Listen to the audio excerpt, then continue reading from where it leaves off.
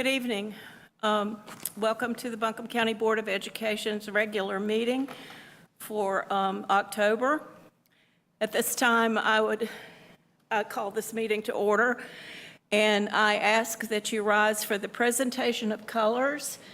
This evening is done by Irwin High School and instructed by Chief Tony Gutierrez and Chad Previn.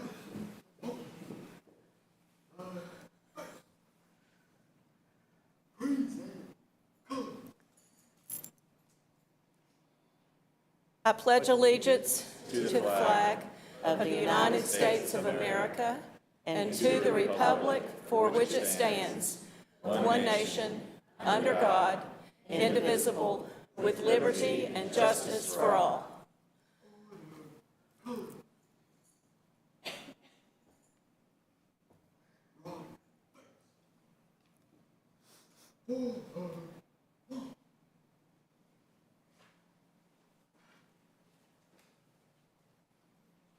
I ask that you remain standing for a moment of silence.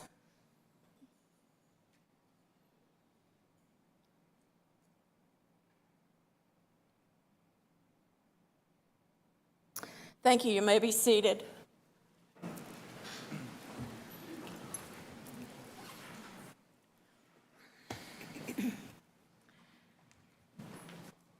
At this time, I would entertain a motion to approve the agenda.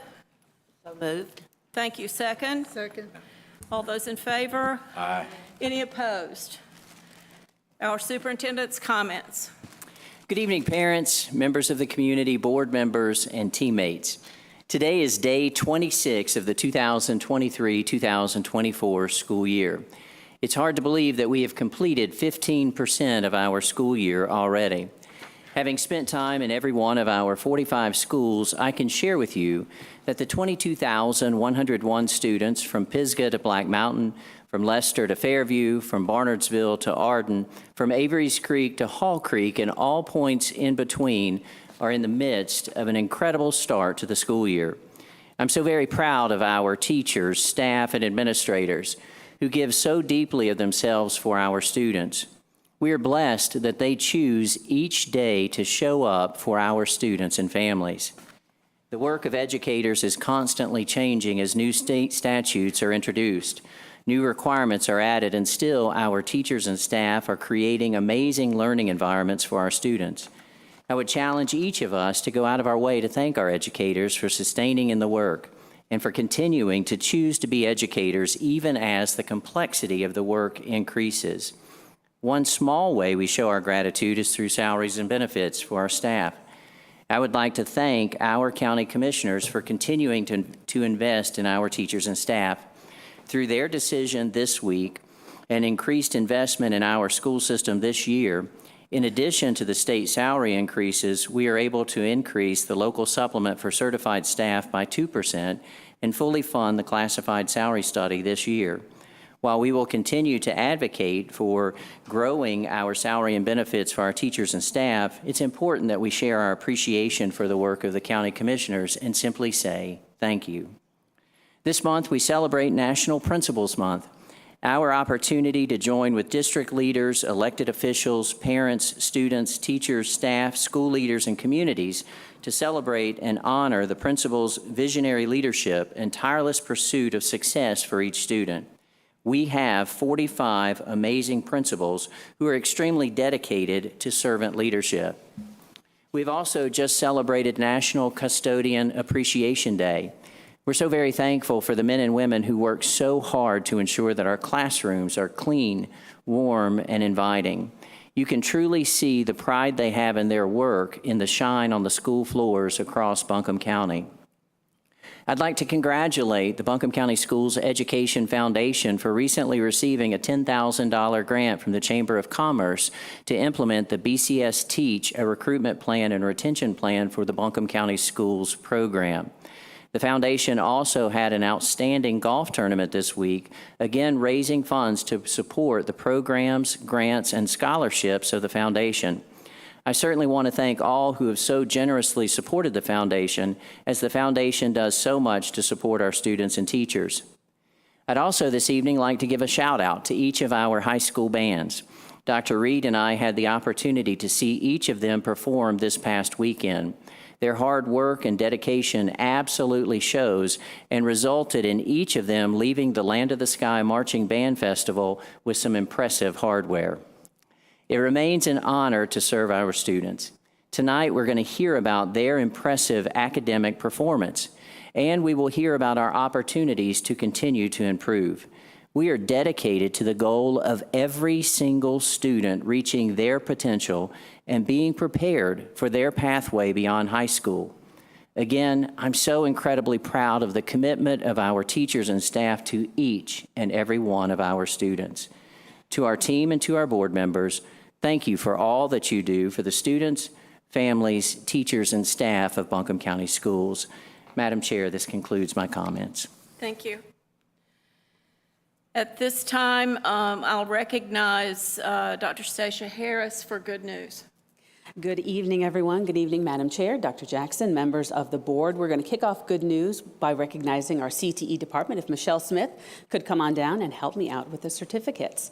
So first, we're going to recognize our Family, Career, and Community Leaders of America students. In July, student representatives from Reynolds High School, Owen High, Irwin High, North Buncombe Middle, and T.C. Robertson High all traveled to Denver for the National Leadership Competition. Congratulations to all of the students who attended.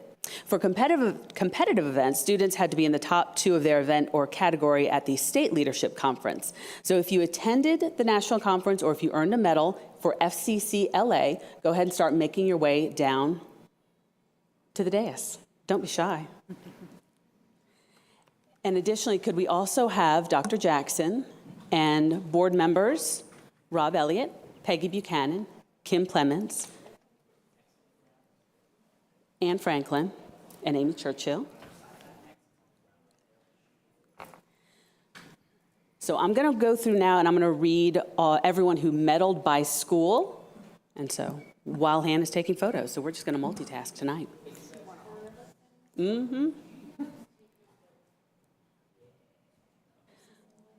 Yes. Oh, and I apologize. Could the FCCLA advisors and principals also come down?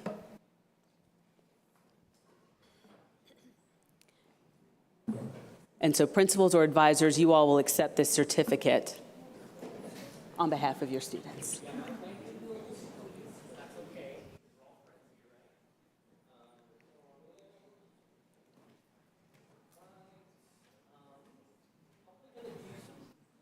All right. For Reynolds, Ada Anderson earned a gold medal for interior design. For Owen, Alora Hale for repurpose and redesign earned a silver medal. Cohen Clark, Emily Cleve, and Annie Rosner, chapter service project display, bronze medal. For Irwin High, Saberlyn Hill, J.C. Middleton, Kylie Snow, and Charlie Griffin, parliamentary procedure, bronze medal. Andy Carroll and Karis Connor, national programs in action, gold medal. Malia Edwards, Mia King, Emma Turbeville, chapter and review display, gold medal, top 10. Emma Googe, baking and pastry, silver medal. Ella King, Culinary Arts, silver medal. For North Buncombe Middle School, Madeline Fusco, Event Management, silver medal. And for T.C. Robertson, Monica Caricature Dominguez and Jimena Grande Hernandez, Chapter and Review Portfolio, bronze medal. And Logan Davis, Leadership, bronze medal. So congratulations to FCCLA.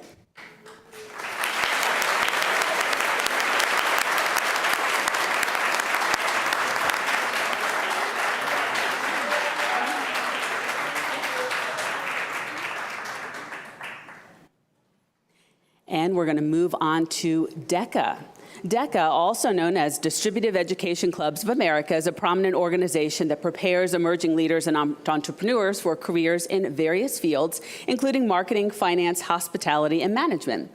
DECA operates primarily in high schools and colleges worldwide, and its mission is to provide students with real-world business and leadership skills through experiential learning opportunities. So congratulations to Reynolds High School and North Buncombe High Schools for competing in the International Career Development Conference in Florida last spring.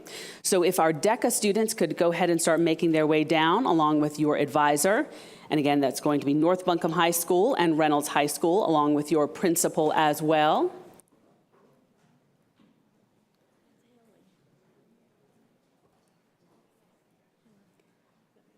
Yes, ma'am. And a special congratulations to Titus Four and Jack Cousins from Reynolds. They competed in travel and tourism team decision-making. They were recognized for their achievement in the North Carolina chapter conference convened at the international event. Logan Hyatt and Ada Maud from North Buncombe competed in the Community Awareness Project. These teams qualified for the International Career Development Conference by finishing in the top 5 of their category at the DECA State Conference that was held in February. Congratulations to all of our students.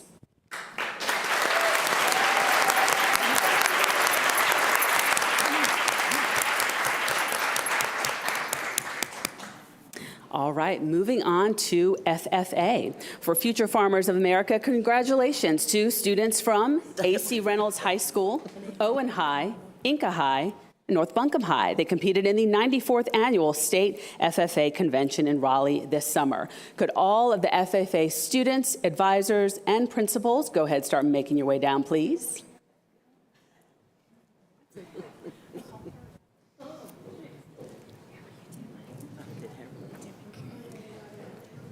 And I'm going to go ahead and read the individual distinctions right now. So for A.C. Reynolds High School, they competed in tools and materials identification. Lily Wright was tied for 4th overall as an individual in the state, and ACR finished 16th out of 63 in the state. Owen High competed in the state forestry contest and nursery landscape contest. The forestry team placed 6th in the state. Kira Williamson had the 5th highest individual score in the state, and the nursery landscape team placed 16th in the state. For Inca High, placed gold for National Chapter Award. This is the highest award for chapters in North Carolina. They competed in agriculture mechanics, tool identification, and floriculture. Tool identification team placed 2nd in the state, and agriculture mechanics placed 3rd in the state. North Buncombe, Shelby Candler received the State Star Farmer Award. Shelby Candler, Sarah Stone, and Sam Bonyon received their state degrees. The team competed in parliamentary procedure, agriculture mechanics, gator wars, tool identification, employability skills, and extemporaneous public speaking. The parliamentary team placed 4th in the state. The ag mechanics team placed in the top half of the competition, with Sam Bonyon earning the 9th highest individual score in the state. The gator wars team placed in the top 6, and Ava McDevitt was in the top 8 in the Employability Skill Leadership Development event. Congratulations.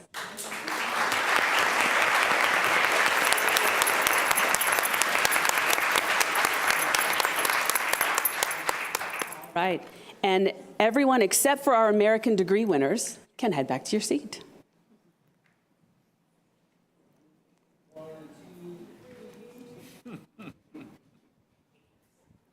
Oh, I love it.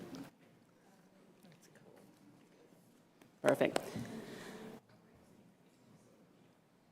So additionally, we have 5 recent North Buncombe High School graduates to receive the 2023 American degree.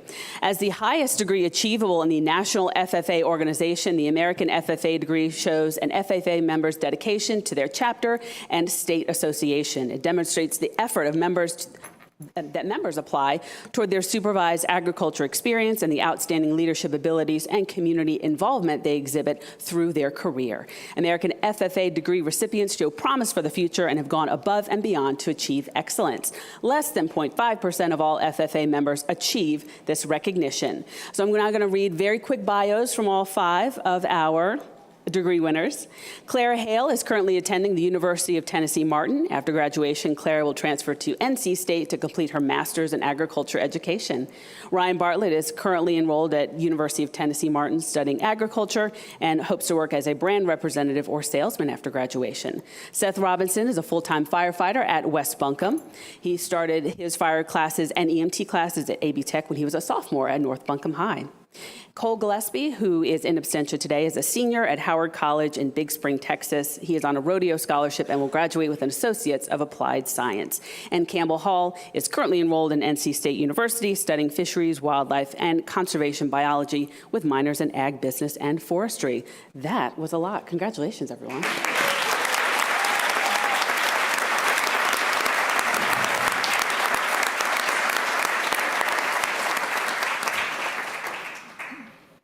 Moving on to our next piece of good news, we would like to recognize Leah Jordan.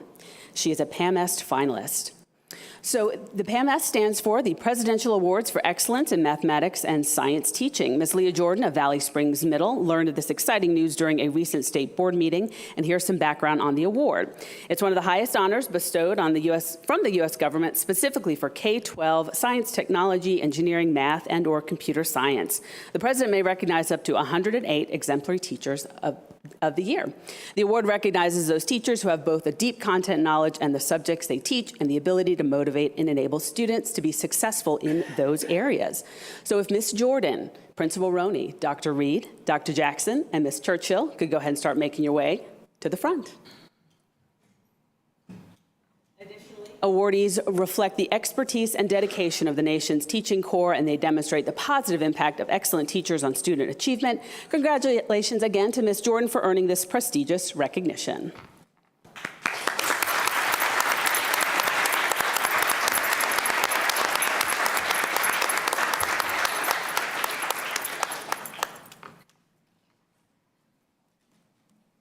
And for our final piece of good news this evening, we'd like to recognize Chip Cody, 2024 BCS Principal of the Year.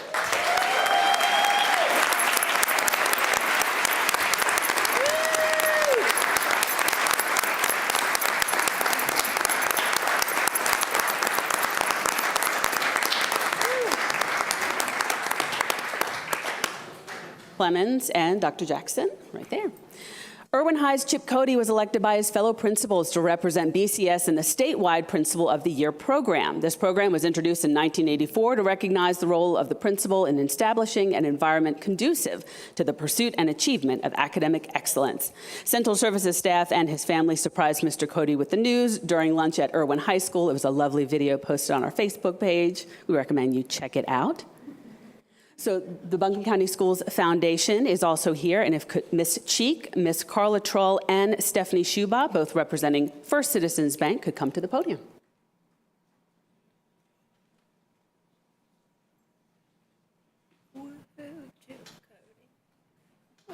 It's always a good day when we can give away money. And this time, Mr. Cody, you're going to receive $2,000 from First Citizens Bank for Irwin High School to be able to use that as you see fit for educational experiences for your students.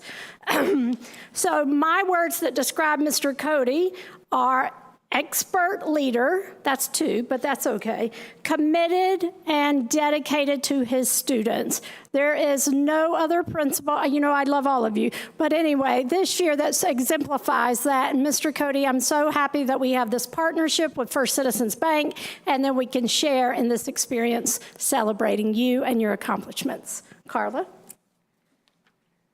Well, congratulations. On behalf of First Citizens, we're honored to serve as the sponsor for Buncombe County Schools Foundation Principal of the Year. At First Citizens, we believe that it's important to be a part of the communities we serve, and that's been our mission for 125 years. We recognize the impact our educators and administrators have on our community in the development of the leaders of tomorrow.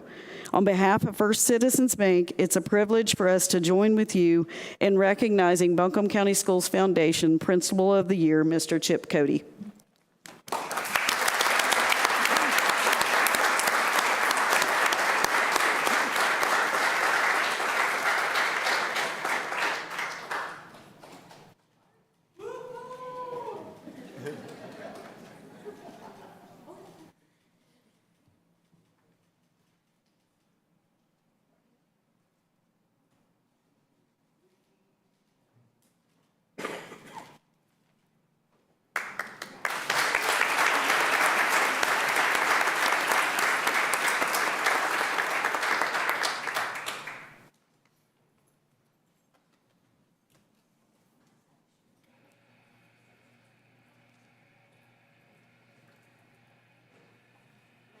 Before we conclude the good news, I too want to say something about Mr. Cody. Only if it's good. I have him on speed dial, and I think when he sees my number, he goes, oh no, what does she want again? But I met him before I decided to run for the school board. I didn't know I was going to do it, but I went over there as a community member just to talk to him about what our needs were. I'm sure that day he kept looking at his watch, and I think he probably was going to give me 30 minutes, and he was nice enough to give me about an hour and a half, right? And so at the end of that meeting, when I put my hand out there, he said, "Can I give you a hug?" That right there told me what kind of person he is. So I have some words about him. He is caring. He is consistent. He is so calm that he calms me down too. He is the best thing that has happened to Irwin High School in many, many years. And I want to recognize that. I asked him, what made him come to Irwin. He had been an assistant principal at Irwin Middle when my youngest son was there. He had been a principal at Eblin. And then he got recruited away from Buncombe County Schools for a couple of years. And I think Dr. Baldwin called him and asked him what it would take, he or Ms. Swanger, what would it take to bring you back to Buncombe County Schools? And he said, "I'll come back if you'll put me in the Irwin district." That meant a lot. That means a whole lot to our community. The kids love him. The teachers love him. And I love him. I told him he's my other son now. But I want to say thank you to him for everything that he's doing. Thank you to his wife who lets him come over and take care of the kids. It takes a supportive family. And he always says, "Do right by your school." So I'm always wearing red because I want to do right by my community. But he is absolutely the best principal that we could ever ask for in a tough community. So thank you.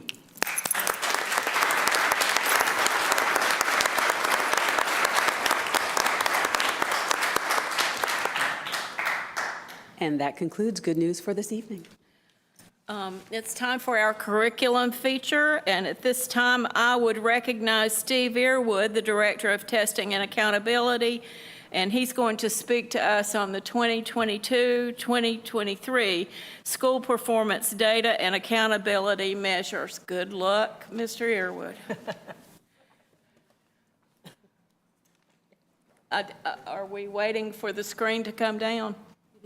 Screen's down. Oh. There we go. Dr. Jackson, Madam Chair, members of the board, distinguished guests, it's my privilege to bring you basically the autopsy of our school performance from last year. And I was sitting there thinking about that because that's what a lot of people call it. But an autopsy has a lot of value, and when you think about that. In terms of what we can do for last year, we can't change. But we can look at and analyze and go over our data so that we can inform ourselves about what we need to do to improve the instruction in Buncombe County Schools. And that's what this is all about. How do we improve the instruction? So the culmination piece of data that we look at, okay, it's the final end-all piece, is our cohort graduation rate. A lot of people typically look at this as a high school measure. This is measuring what's happening in high school. That could not be further from the truth. The reality is this starts in kindergarten. That's where the foundation is laid. That's where the excitement for school is built. That's where the incentive for students to continue on and persevere through their school years happens. So I want to make sure we understand that this is a K-12 metric that we're looking at. Now, the good news from our graduation rate, as Dr. Jackson has emphasized repeatedly, is that we had our highest graduation rate, and for as long as I've been here, certainly, but I think it's ever. I mean, I can't go back. I can only go back to 2006. That's all I have. But it's clearly the highest we've had since 2006. The piece that I look at, and that's relevant to me, is the gap between Buncombe County's graduation rate and the graduation of the state has increased over the past 4 years.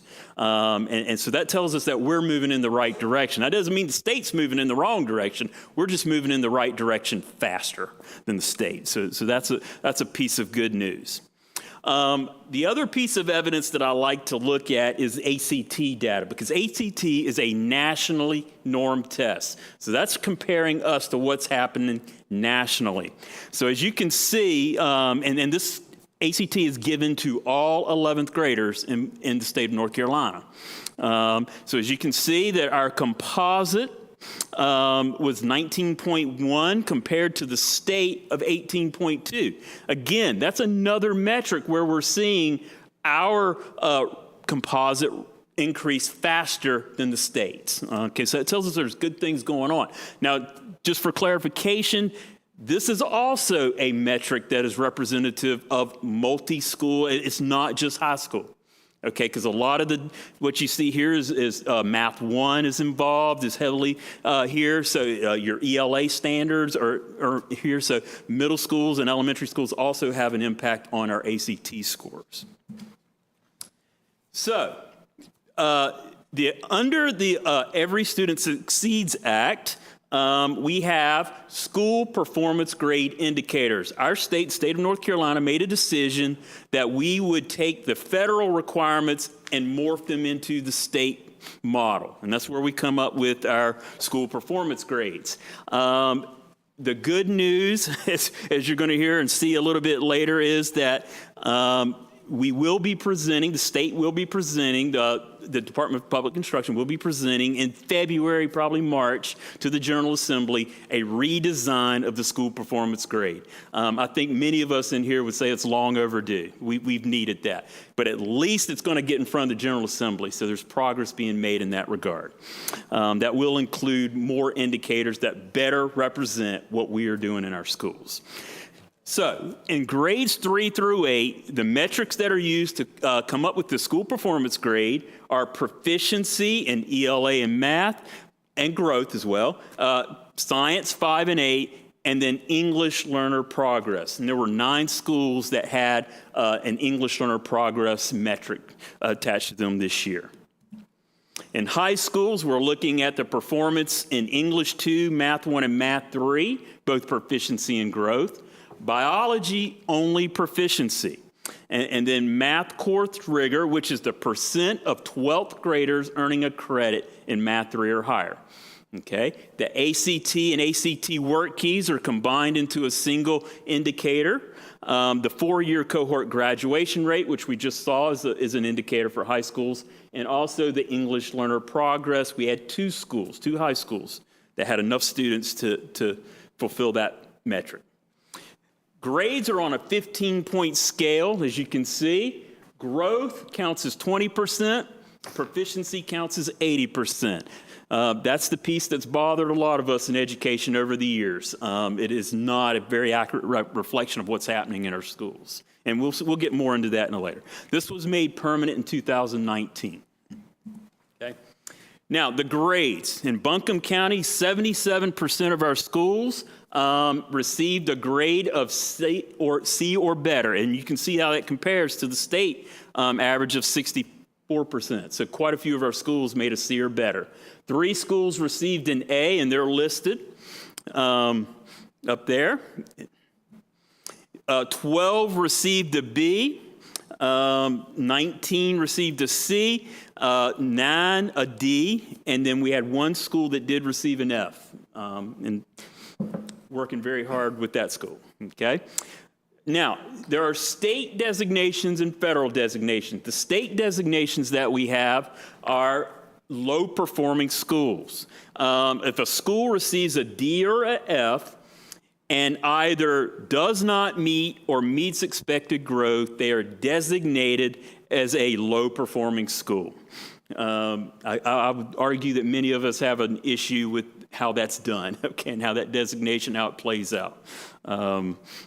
Anyway, so the state requirements that we have to have the State Board of Education approves the data in October. That starts the clocks, per se. Then a letter we send home to all of our families in the month of October. That's currently in progress. We will do that by the end of the month. The local board votes on the employment of the principals. I believe that is on the agenda for tonight to take place. The local board will approve the school improvement plans. That'll happen in our December meeting. And then the school improvement plans are shared with DPI. And that also happens in December, okay? You can see our 10 schools that were designated as low performing. They're listed up here. looking at growth, and I always look at growth before proficiency. Okay, growth to me is the important factor that I look at because it's a true reflection of what's happening with the schools. We had 20 schools exceed growth this year. That's certainly the highest in my tenure, and I've been doing this for a number of years, and it could be the longest. As far as I could go back, it's the most we've ever had. And you can see those 20 schools listed there. That's a major accomplishment. I will give one shout out. We did have one school that went from not meeting to exceeding. And Stanley, you're here somewhere. I don't know how I can miss you. Okay, but Reynolds Middle School went from not meeting to exceeding. I think that's a pretty special accomplishment.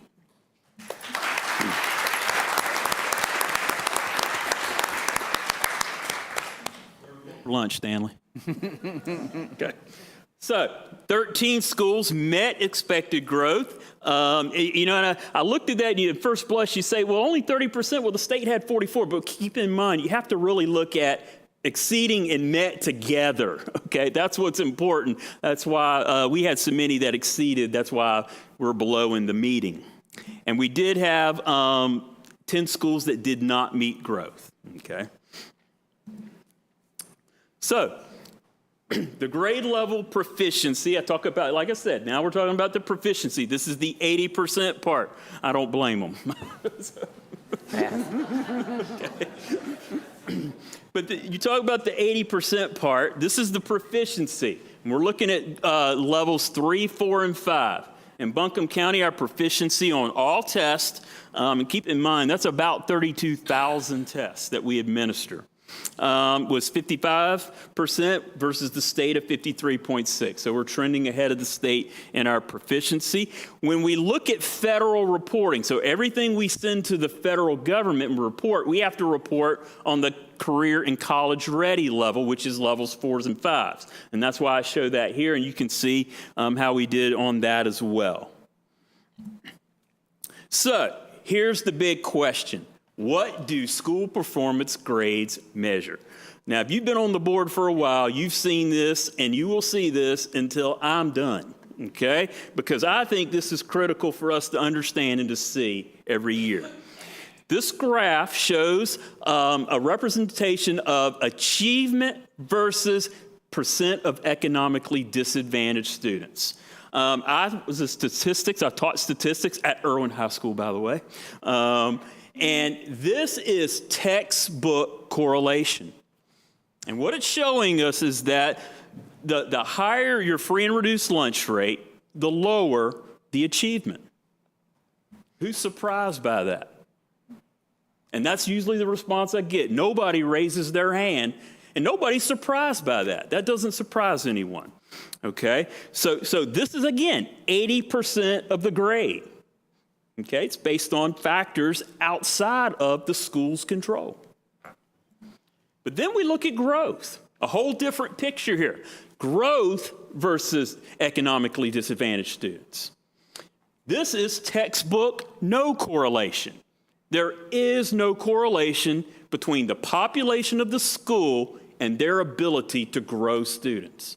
That's why growth is so important. Now, unfortunately, it's only 20%. This is representative of what the schools are doing. Okay, it's a measure of what's actually happening on a day-to-day basis. Now, the other myth that I hear a lot is, well, you just don't understand. You can't grow high students. High students just can't grow. Well, this graph proves otherwise. So what we're showing here is growth versus achievement. And you can see no correlation between the achievement level of the students and the ability to grow.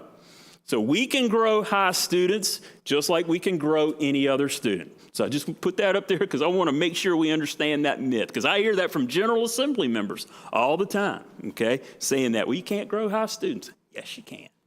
Okay. All right. What is the difference between growth and proficiency? If you want to think about this, proficiency is running a race with a finish line. That finish line is proficiency, a level 3. Did they get there or not? That's all that matters. Did you get there or not? All right.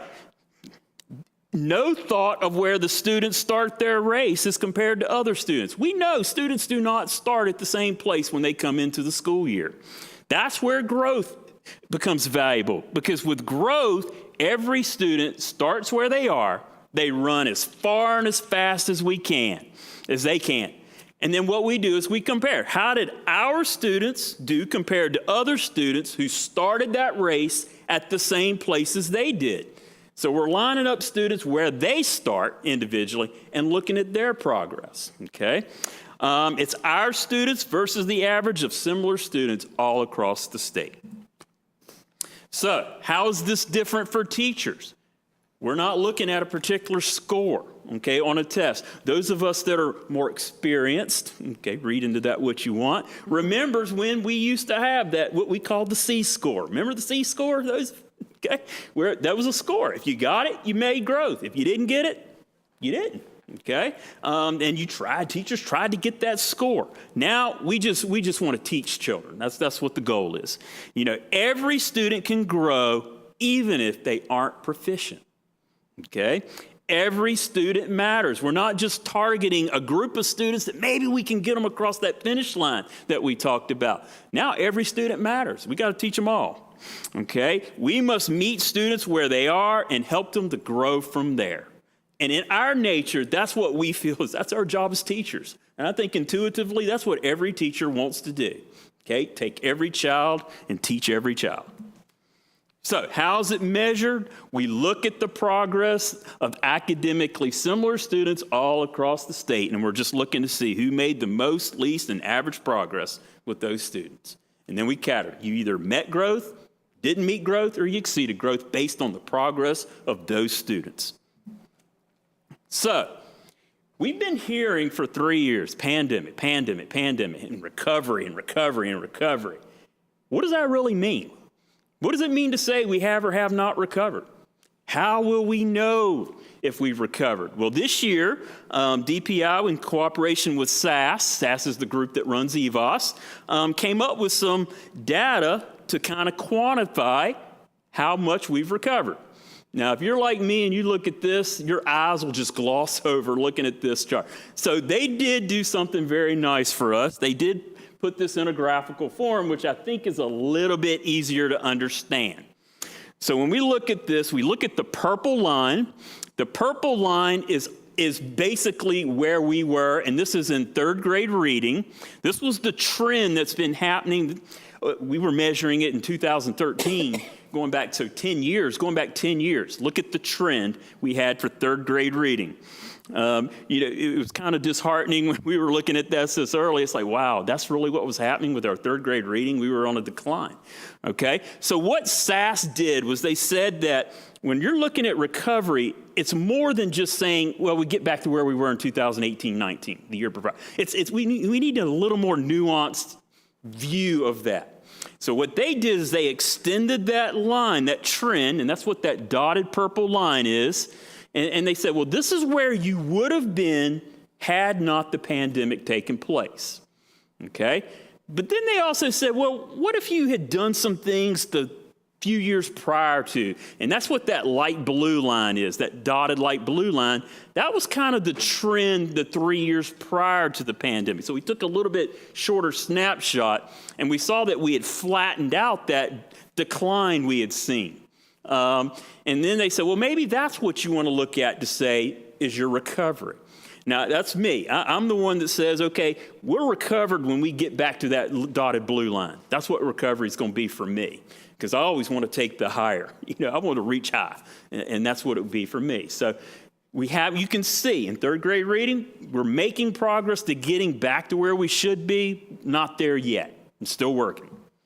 All right, just as another example, I chose 8th grade math because I wanted to see one where this is where we were on a really positive upswing with 8th grade math.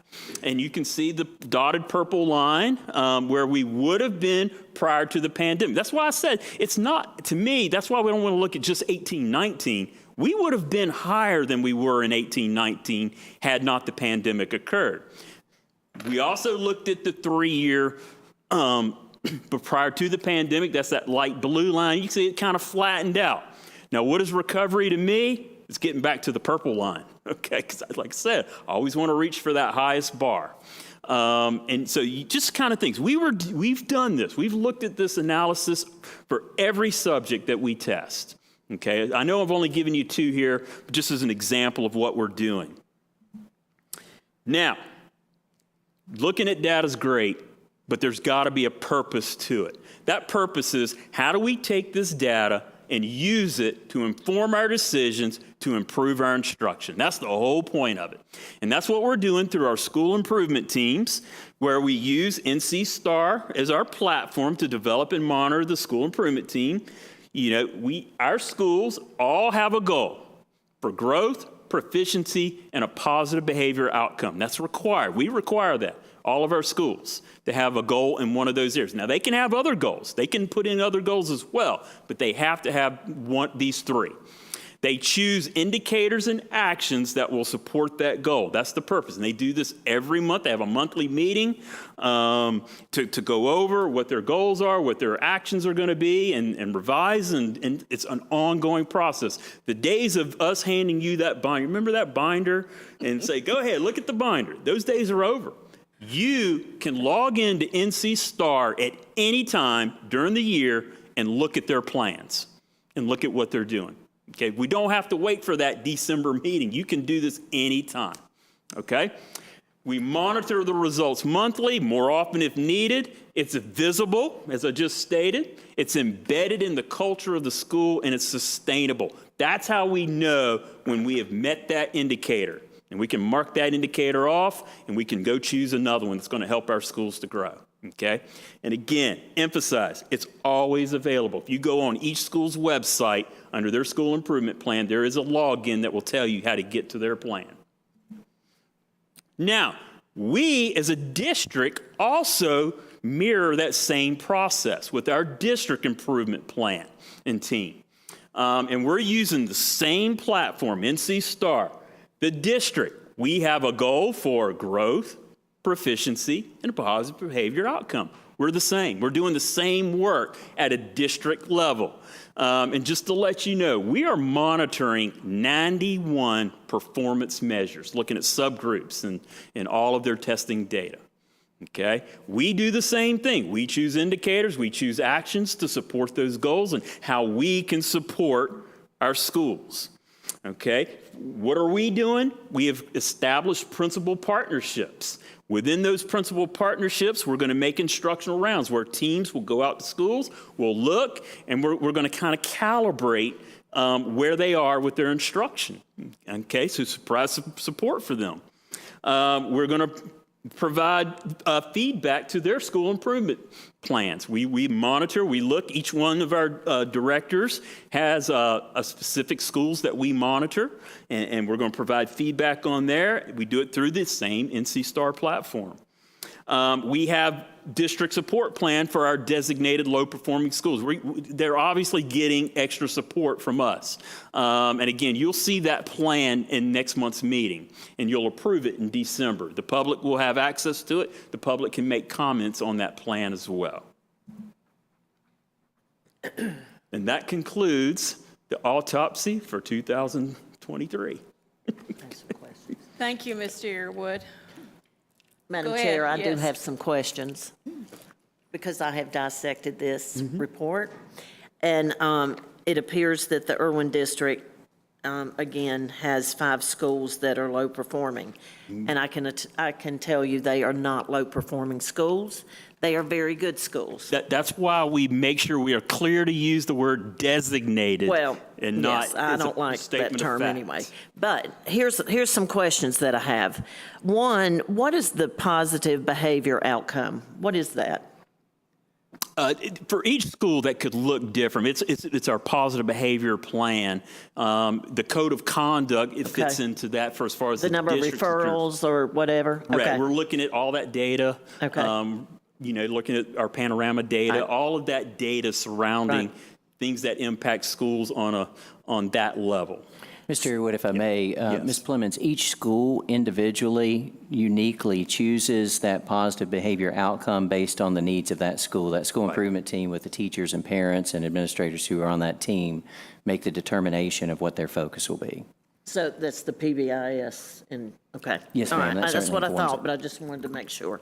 So, looking at the deck on page 9 where it lists the low-performing schools, designated low-performing schools, I took a look at the percentage of kids. I know we're looking at the economically disadvantaged, but I also believe we need to look at the nationalities, the difference, particularly in my district. Irwin Middle posted something last week on Facebook. Imagine this. We have students in that school that speak 13 different languages. As a substitute teacher, and I know nothing compared to the teachers in my district, there were many, and I'm not talking about a few, there were many children that could not speak English, or they knew about this much English. But when they go home, they have parents that can't speak English. I think we need to look at that because I know it won't change the state data, but I think we need to compare that to what's going on, because when I looked at the percentage of I call them ESL students. It's now EL or ELL. Evelyn has 21%. Emma has 32%. Johnston has 37% of their kids. Woodfin's 38%. I was at Irwin Middle today, and basically 1 out of 5 students are EL kids. So I do want us to be mindful of that and take a look at that, because that is huge. It is huge right. in my district. And I want to make sure that we're not just looking at, the economically disadvantaged. I've got a lot of passion around this because I know how hard my schools work. I do want to emphasize, what was it, the 11th, I think, September the 11th? We did a district data dig, and we look at that data. Mm-hmm. The reason, and that's a great point about the economic. The reason we use economics is shown to be the most highly correlated factor. Now, we know that many of the students who are EL are also in that economically, so it captures a lot of those students as well. Yeah. So they're captured in that metric of economics. Yeah, Okay? some, but I wouldn't But say we it's do sort, we do comparing apples separate to this. We apples. had whole groups looking at just, English learners, okay, and how we can do that. And that's a big piece of, we were in our meeting today with our federal programs monitoring, and that's a big issue that we talked about in that meeting as well. So we absolutely do recognize ELs as being a significant portion. Yes. Okay. Yep. I have if I could, are you done, Kim? I'm sorry. You go ahead. I've still got a list over here, but go ahead. Oh, yeah, mine was along the same question.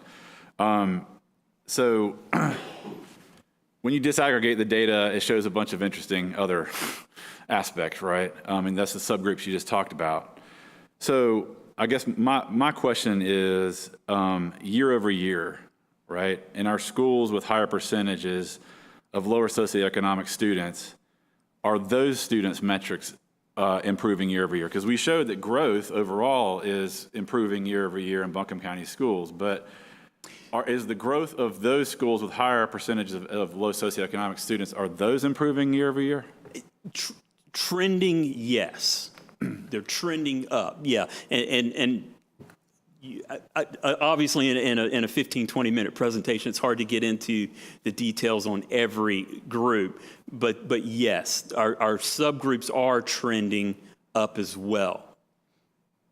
Okay. At the same, but not at the same rate as Correct. The rates may be non-low different. socioeconomic The rates may be different, but as a district, So that goes to that. So then from there, so that tells me that we've got one group of students that are improving year over year on growth at one pace, and other groups that are improving year over year growth on a trend at a potentially significantly different rate. Is that correct?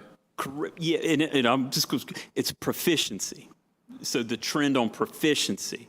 Now, growth is a little bit different because of the way it's measured.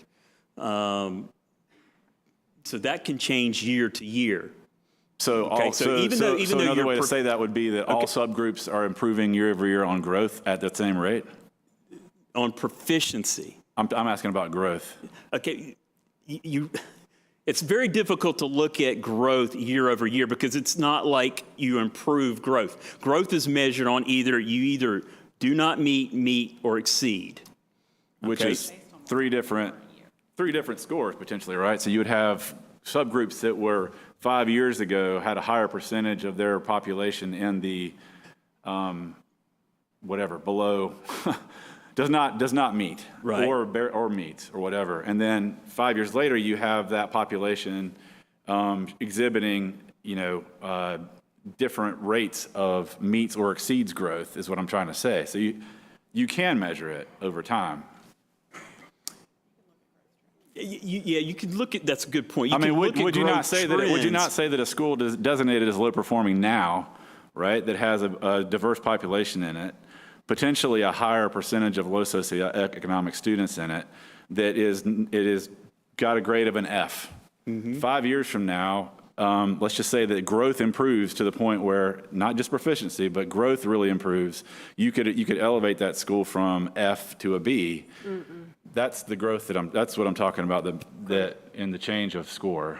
Not with how much growth is weighted now. It's only 20%. It would take both to do that, but what I'm saying, both could change, is what I'm saying. Correct. Yeah. Correct. Yeah. So, But the reason I'm saying that is growth is dependent upon what everybody else in the state is doing as well. Okay, because it's always a comparison to what's happening across the state. That's why it can so change you don't from year to year. disaggregate growth data? We do. We look at growth by subgroup and by subject. But Okay, in our year-over-year EVOS comparisons platform. year-over-year comparisons are not, don't tell anything. Don't explain. They can Whether or give you a not trend. our- Like for instance, and here's where I think it would be useful. If you have like a particular subgroup that's not growing 3 years in a row, that's a concern. Okay, but what I typically see is we don't see that you're having a particular subgroup that doesn't grow 3 years in a row. That might not grow this year. It might meet growth. It might exceed growth. It's more fluctuating than say proficiency. Proficiency seems to go in a steady pace, but growth maybe does not. Or if you have a school with a lot of turnover each year, then the tendency to achieve growth is probably going to be a lot less than a school that has stability in its Yeah. in its Correct. And that can teachers. be a year, it could be just for some reason that school that year. Yeah. Right, or that school every year. Yeah, it sounds like potentially. I need to join a data dig meeting. But, I mean, my concern, honestly, is that, honestly, some of us up here ran for this seat because we were concerned about what we know to be as an achievement gap in our county. It's there. It exists between subgroups. Some are achievement and growth are changing at different rates than others, right? So it becomes for us that are responsible for setting priorities in a budget, and for those aspects of what happened in our school, we need to understand and see that data in an organized fashion to know that if we need to prioritize some more funding into, education resources in certain places to address that achievement gap. And that's not really clear from what we just saw. So, I would like to see that and understand more clearly, like, what are we doing to address the achievement gap in our county? Yep. Yes. I think, Mr. Elliott, to your point, sustained growth, positive growth over time can improve proficiency. There are multiple variables that are part of that equation. One of those Ms. Simpkins just mentioned about retaining and having highly qualified teachers in our classrooms. And decreasing the variability there. So if we have highly qualified teachers in all of our classrooms in a school, then sustaining over time, we can have that growth that leads to increased proficiency. We know the impact of an amazing principal at a school and that they can have on the quality of education in buildings. So if we look at those variables and look at the quality of core instruction, then we can make improvements in proficiency of every one of our subgroups over time. I have another question, Jennifer. So, I'm trying to think about how to put this, but obviously, and let me just talk about Johnston for just a minute, because we're doing a lot of good things, and y'all have been great about giving them resources. But I want to make sure that Johnston is not just looked at as always going to be low performing. So here's my question. The kids that come to school at Johnston, if they are behind, they can't speak English, of the diversity, that's why I'm sitting here, because I love all our kids, but is it fair to say that it'll be difficult for them because of what their community looks like? I think the way we look at it is that it takes a more intense, intentional effort at schools like Johnston to make sure that we have the high-quality staff and we put the resources there. We have the materials, we have the community support, and so we wrap as many resources as we can around our schools that tend to have higher levels of socioeconomically disadvantaged students, potentially students of color, those who come in speaking another language other than English, that they take a higher level of support, more intensity to move them forward at the same rate. Well, I definitely think it's an equity issue, too. So instead of everybody getting the same kind of, in terms of instructional coaches, these are the places we need to put our money, basically, is how I feel. I'm very appreciative of the questions, and I will incorporate those into the district support plan that we'll bring to you all in November. Yeah. And to Rob's point, I too would agree that, having more data on this would be really good for us to have. I just want to say thank you for putting all of this together. I'm really encouraged to hear that at the state level, they are considering changing the model, changing the rubric, because I think year over year, particularly whenever I taught at Irwin High, it's just not a level playing field when you're putting so much emphasis on proficiency. And to your question, I mean, it's obvious at certain schools it's going to be much harder to achieve a proficiency of an A than at another school. So I think it is really important that they look at that and they change it up. I am glad that, because growth wasn't always a factor, so I was glad that they started with that, because I'm encouraged to see that most of our schools are growing our kids. I'm really encouraged to see that basically when we looked at every single metric, Buncombe County is overachieving the state. So I appreciate seeing that. But I just think we need to continue to grow our kids. And, that starts with having great teachers in the classroom. That starts with keeping our teachers in the classroom, keeping our principals in the schools. And I just appreciate the data dig that we did get. I did have a question on the accountability results, which we didn't see, just that. The chart, the number that's assigned with growth, is that a percentage, or is that a standard deviation? What is that? Like, what's a 2.2? What's a negative 1.78? Is that like 2.2% higher? And then I guess I'm confused too, because I thought that growth was based on an EVOS score that was given like at the beginning of the year, like a predictor. But what I'm hearing you say is so like only 50% of people can actually get growth, or no? No, EVOS would argue that every school could meet growth. Yeah, you could have good. a situation That's where the way that's Yes. their intended outcome, is that Right. every school progresses at the same rate. Because they're making a prediction on the front Right. end as to where this kid should be at the end of the year. And if the kid is higher than that, then they met growth, correct? No. No? The calculations are all done after the test. So EVOS does assign a predicted score, but that predicted score is calculated after students test. Okay. It's their terminology was never intended for people like us, to be honest with you. I mean, Right.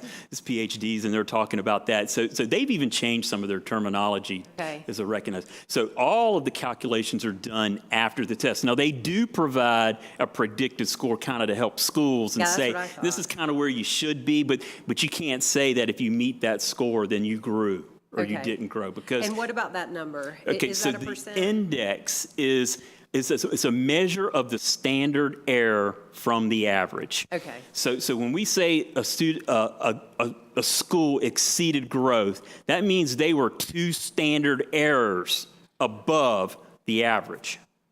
Or if you didn't meet growth, you were 2 standard errors below the average. So that's what that is. It's a measure of the standard error. Perfect. Thank you. Dr. Jackson? Thank you, Madam Chair. Board members, I want to applaud the questions you're asking. I very much appreciate that you're really getting at the core of the issue when we say we want every single one of our students to succeed and understanding what it takes for each of our students to succeed. One of the things that we see in our KEA, which is our kindergarten entry assessment, is that our students arrive in our school system at very different places based on the resources and opportunities that they've had birth through 4 years of age. And so what I appreciate about Mr. Airwood's explanation is that all of our students each year are starting the race at very different points.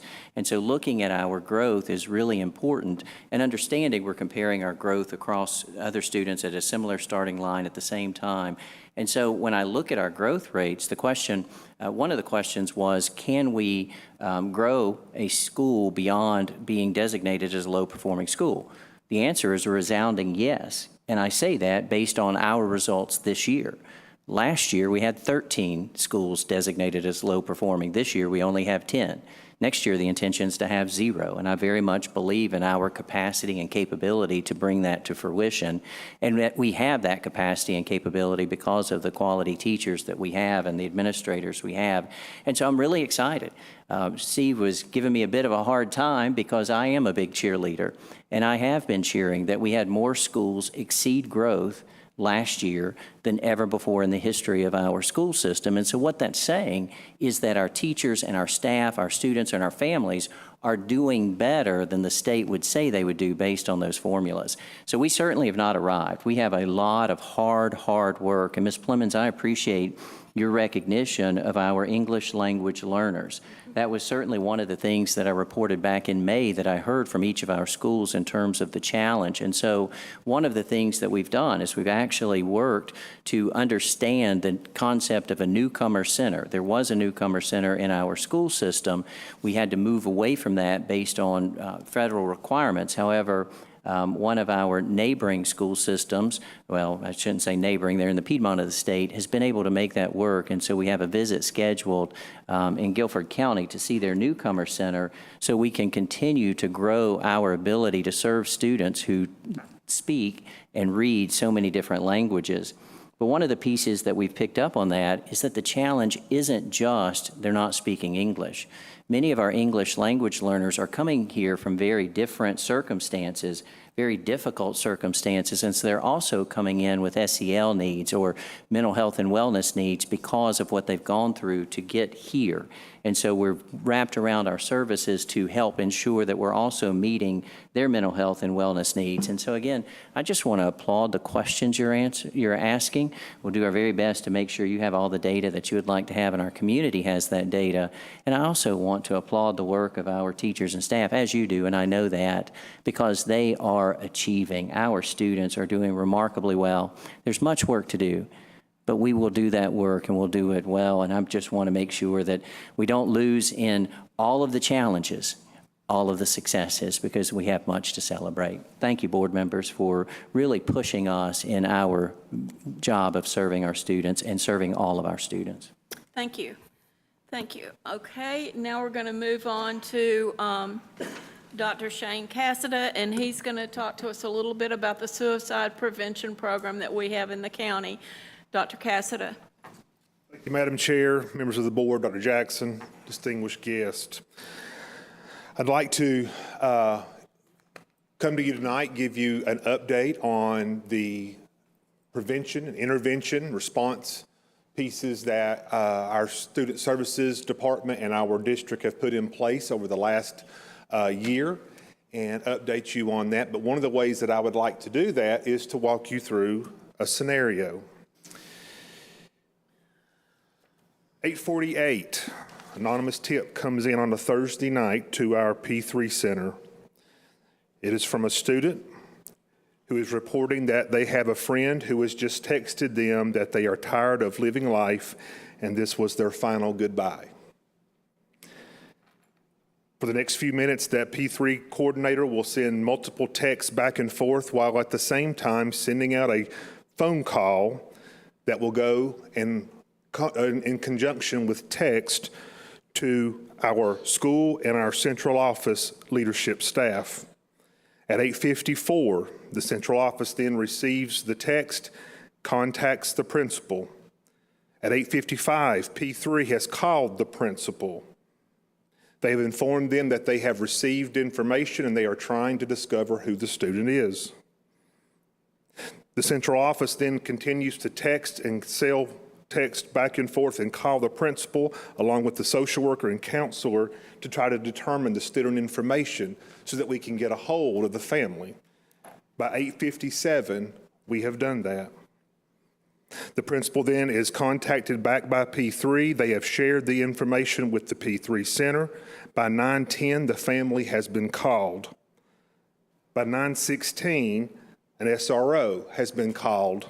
A welfare check is being sent out, and they arrive at 9:22 to the home.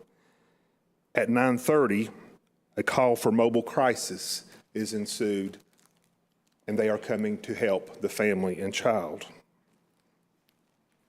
In the matter of 42 minutes, we have responded to a desperate cry for help. That has happened 10 times since August 29th. A similar story. That is the exact details of someone in this room who followed through and did their job and did it to the highest of levels. I'm here tonight to remind you that September was Suicide Awareness Month. Sadly, in this district, after last year, we do not need a month to be reminded of or to be aware. But I'm here tonight to remind you that our awareness doesn't just stop at admiring that there is an issue that we don't know quite what to do. No, in fact, this district has put forth multiple efforts, and I'd like to just talk to you about those tonight. One of those is that we have increased our classroom instruction over the last year. This last year, our K-7 students have received explicit instruction on how to cope and build resiliency in their life when stress and anxiety are built in. 8th grade and 9th graders have been specifically taught about how to look for the signs of suicide in their friends, how they are able to detect in themselves anger and frustration and positive ways to deal with that. 4th through 12th grade at the beginning of this year have been trained on that very system, the See Something, Say Something app that I just read through, where this student responded and heard how to respond and help their friend. All 4th through 12th graders have been now trained on how to use that system. Beginning this year, A.C. Reynolds High School and Irwin High School are a part of a collaboration with UNC Chapel Hill, where they will receive instruction on how to become peer supporters and build a peer support system in their high school where they can help support one another and do that in conjunction with our staff that will receive the highest level of training from UNC Chapel Hill. And that leads us to the second piece, which is that we have increased our staff training. At one point, we were receiving 60 minutes a year in training for every certified staff member, but this past year, we increased that to 120 minutes of specific youth suicide at-risk training. And this year, we have actually found a format that we believe is even more informative, more engaging, and provides better strategies of how we can respond this year. But again, at 2 hours worth of training for every certified member. The Staff of both Reynolds and Irwin will receive that same training from the Sources of Strength grant that we received through UNC Chapel Hill, so their staffs will receive an additional level of training beyond what we are all receiving across the district.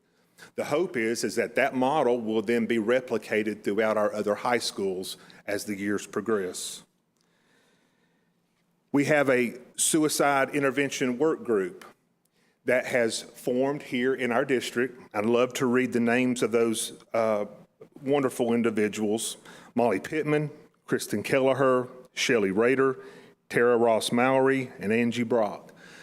They have formed a collective group of social workers and counselors that have formed sort of the tip of our spear in helping us attack this issue. They have went to individual training themselves from NCDPI. They have then taken that training and come back and trained all of our counselors and social workers. They have helped refine our suicide and threat assessment process this last summer. And they have trained our SROs and nurses. In addition, we have formed a collaborative with the county government in working to build a community answer. Because as you can see, it's going to take more than just the staff members of Buncombe County Schools to be able to address this. Our SROs, our nurses, our community members, our after-school partners, they are the ones that are in this with us, and we appreciate their support. Finally, this is a continual professional development that we are working towards. We are not complete yet. We have things that we want to continue to work on. One of the pieces that we have worked on just this week, Sherry Lovery, who is the CEO of the Crisis Response Institute, has come and worked with our CRT teams, our crisis response teams, and helping us learn how to, one, cope through the horrible pieces of news that we have dealt with over this last year. Those team members went through multiple suicide responses and were able to just yesterday, those past 2 days, start to deal with some of the trauma that they dealt with as they went through that. These are real heroes. These are real life heroes. We were talking a minute ago about, how do you measure success in a building?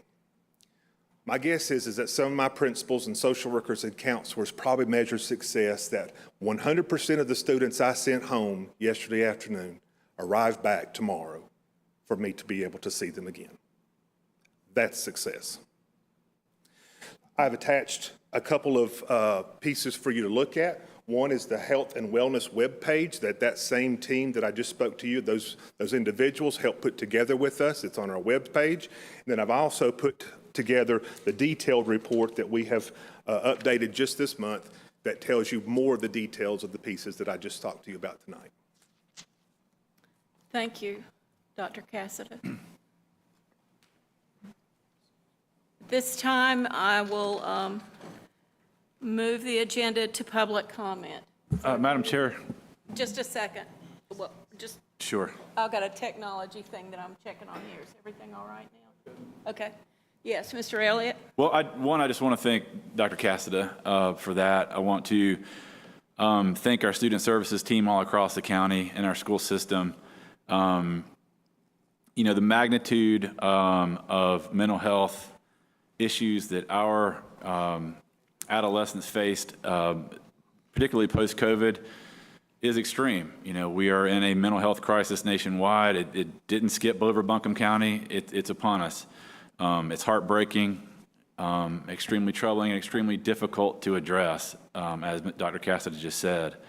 But the work that our school counselors and our school social workers do in our schools every day is absolutely amazing. As I go around the different schools and check in on the student services office, it is bustling. It is a positive place where every student in that school feels safe to show up, express their concerns, their worries, their celebrations, and be recognized and respected and given help and support. It is a remarkable response. And I will say that I know that each and every one of us up here just appreciates all that they do.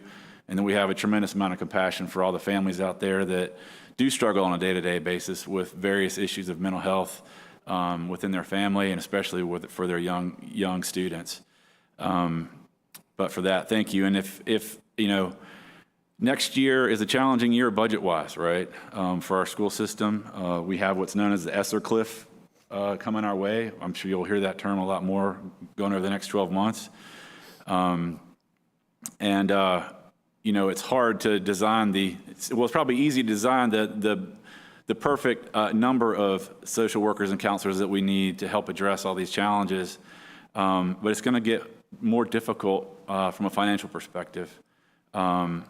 So I do encourage everybody out there that if you care about student mental health, that you do reach out to your elected officials and you do encourage them to increase, you know, our funding for public schools, especially dollars for mental health, and our ability to form partnerships with those in the community to help us with the issue. So thank you, Dr. Cassidy. Along that line, yeah.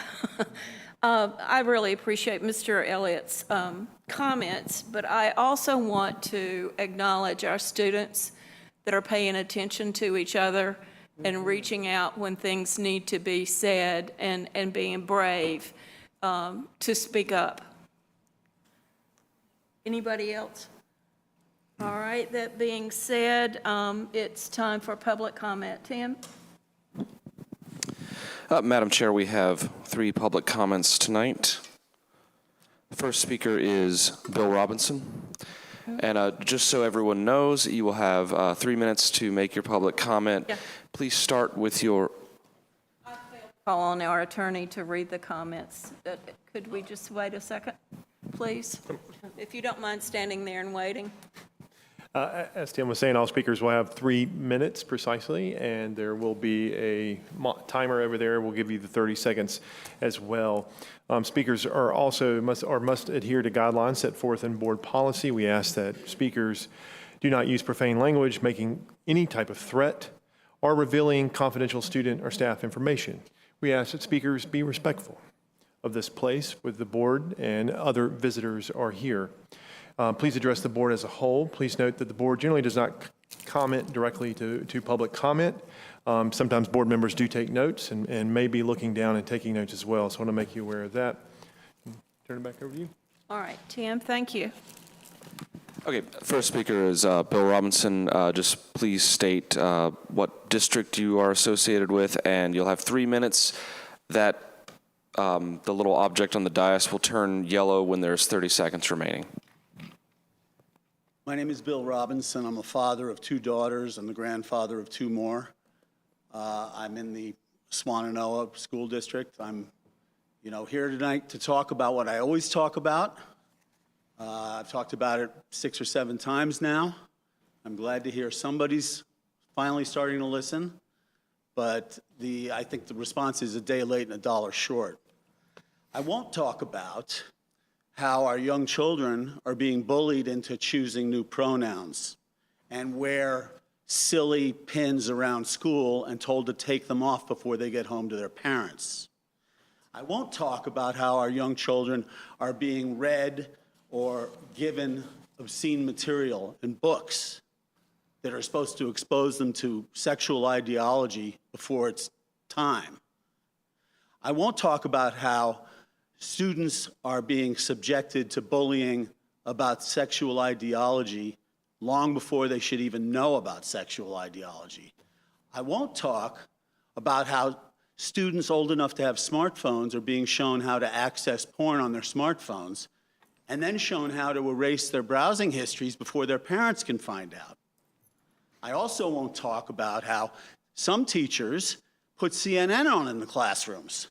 I won't talk about how they propagandize students, young children, with their political positions.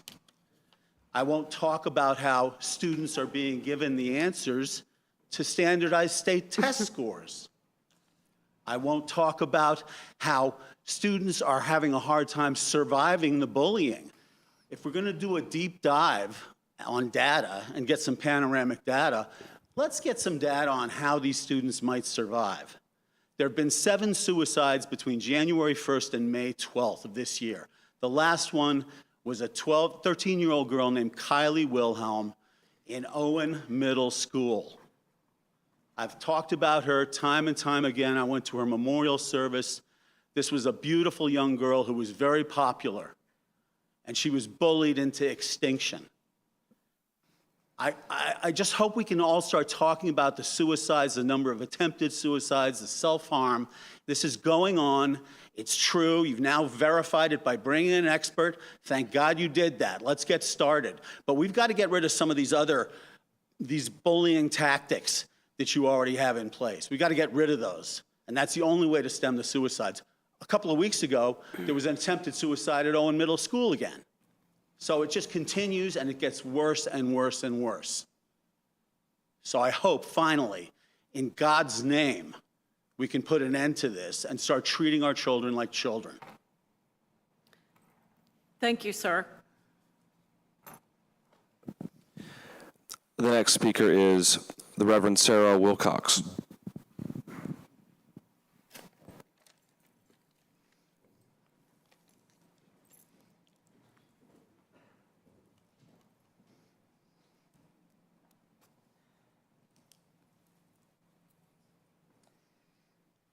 Good evening. My kids are at A.C. Reynolds High School. I want to begin by saying thank you for your commitment to serving in these challenging times, to teachers and staff, and all who give their days to ensure that our kids are loved and cared for.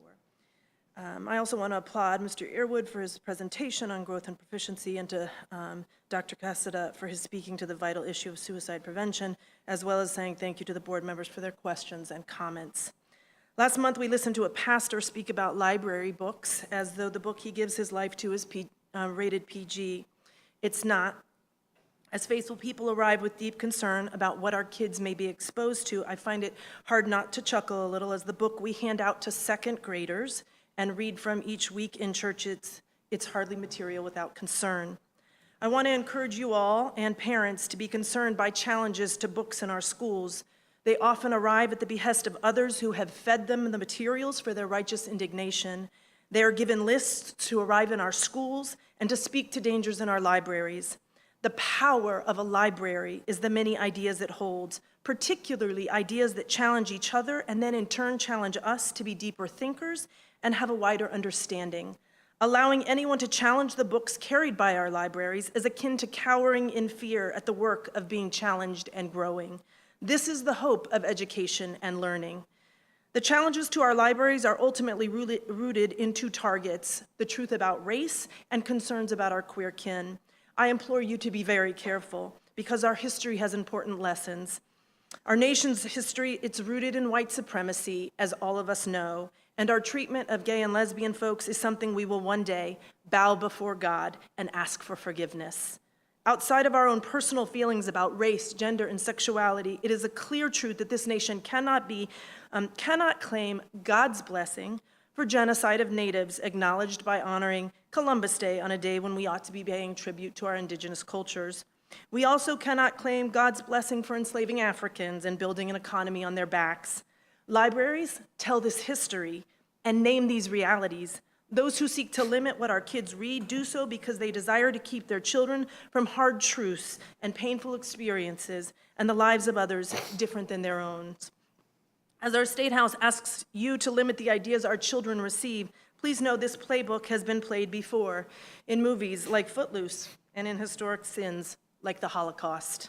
To all those who feel the chilling effects of bigotry demanded by our State House and by others who seek to erase history and reality, I pray that each and every beloved child of God would know that as Jesus proclaimed entry into Jerusalem, as the powers of the day sought to silence him, he said even if they should be silent, the stones would cry out. The power of God's love and the glory of all God's creation will not be silenced. Thank you.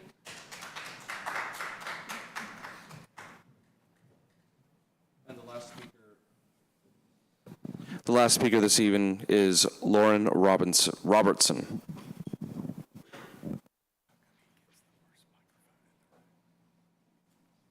Hello, my name is Lauren Robertson, and I'm the parent of 4 awesome kids in the Reynolds District in Fairview.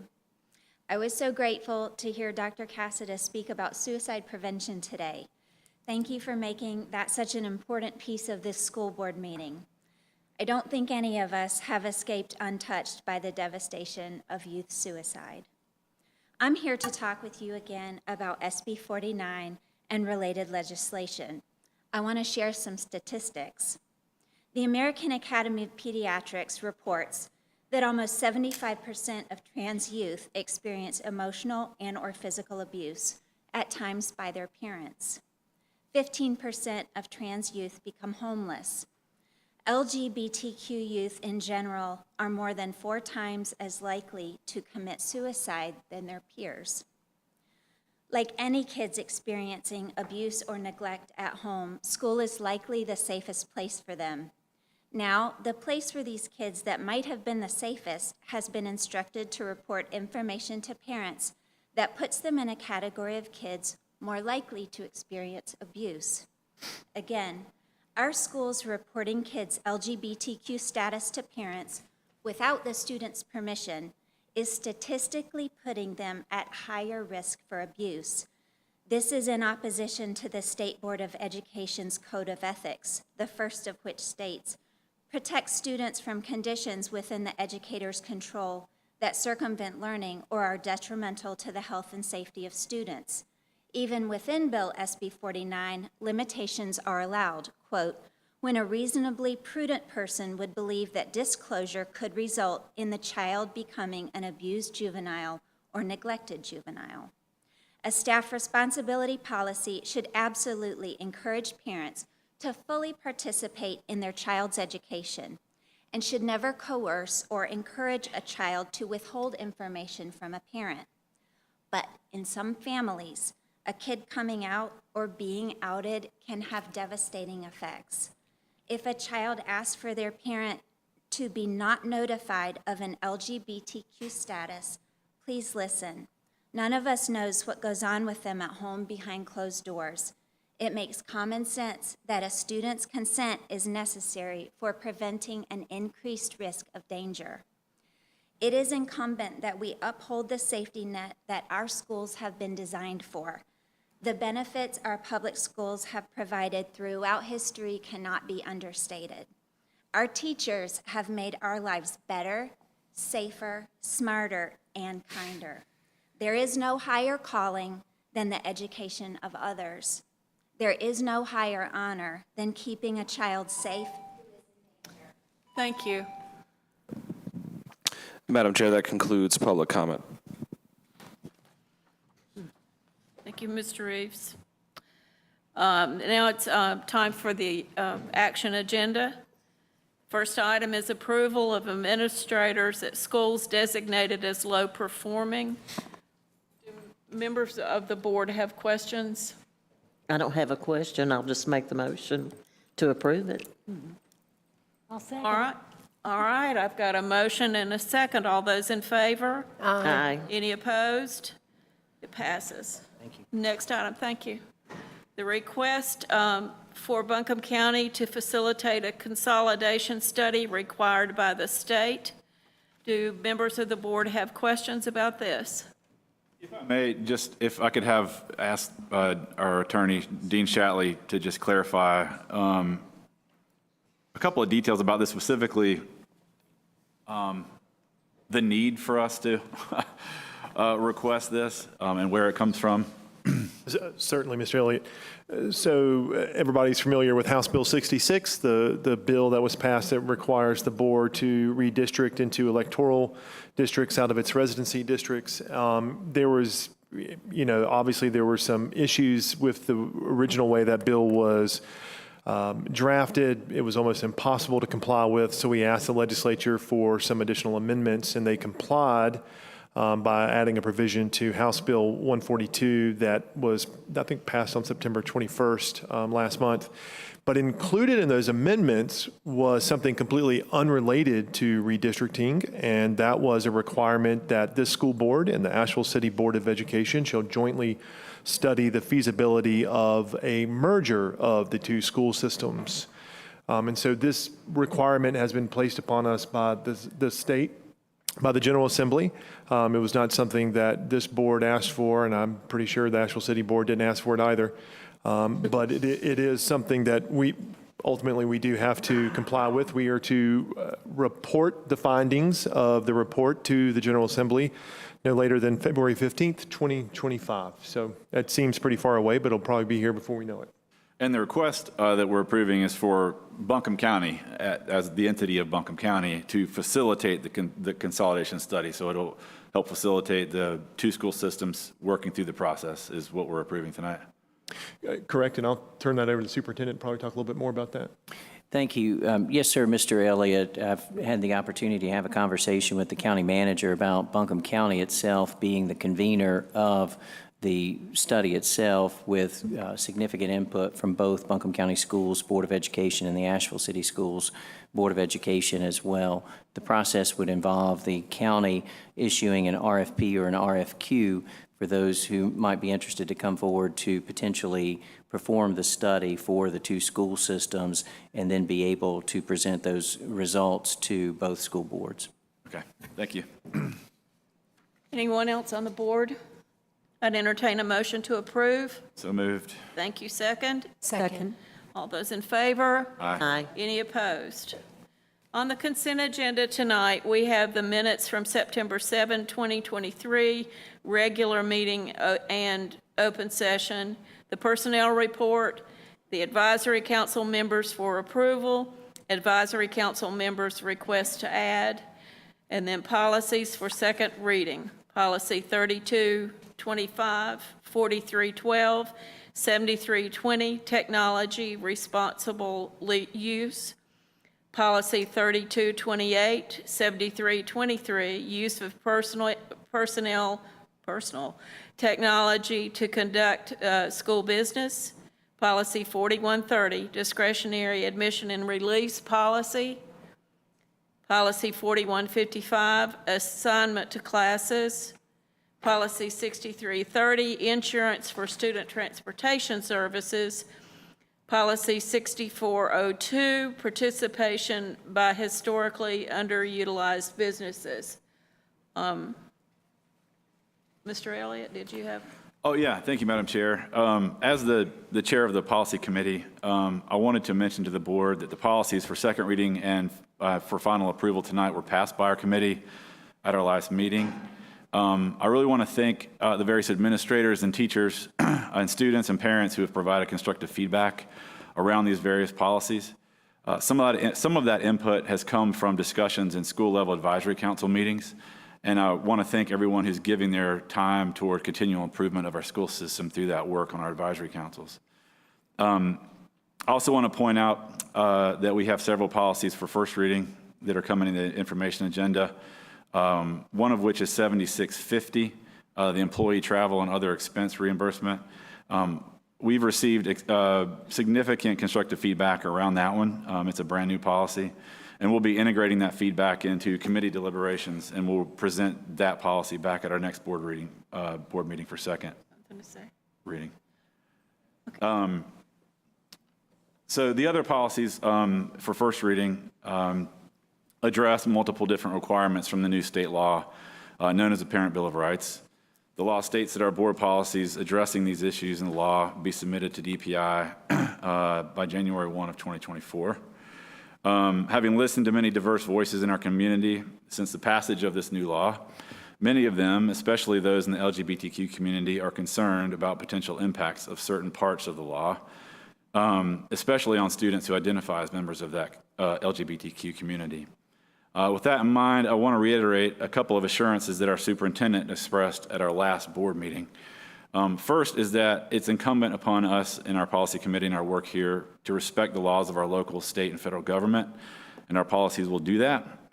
While we do that, our policy work will also continue to focus on maintaining a safe, healthy learning environment that respects the dignity of every child and helps them reach their full potential while attending Buncombe County schools. I appreciate the work of our staff, and especially the Student Services Division, as they continue to provide valuable feedback to our committee that will help ensure our policies maintain a safe learning environment for all students, and that they support the full diversity of students and families in our community. Thank you. Thank you. Any other comments? Then I would entertain a motion to approve the items on consent agenda. So moved. Thank you. Could I get a second? All those in favor? Aye. Any opposed? In the information agenda, we have policies for first reading. That'd be policy 3210, parental inspection of and objection to instructional materials. Policy 4335, criminal behavior. Policy 4720, surveys of students. Policy 6120, student health services. Policy 6220, operation of student nutrition services. Policy 4300, staff responsibilities. And Policy 4650, employee travel and other expense reimbursements. In our announcements, our next board meeting will be November the 2nd. And we'll start with work sessions and updates. We're not real sure about the time. It might end up being pretty early that day. And then I also want to announce that we have a countywide advisory council meeting on October 24th, 2023 at 6 p.m. at Irwin High School in the auditorium. I would entertain a motion to adjourn, please. So moved. Ooh, thank you, and there were several seconds there. All those in favor? Aye. Any opposed? Thank you very much for coming.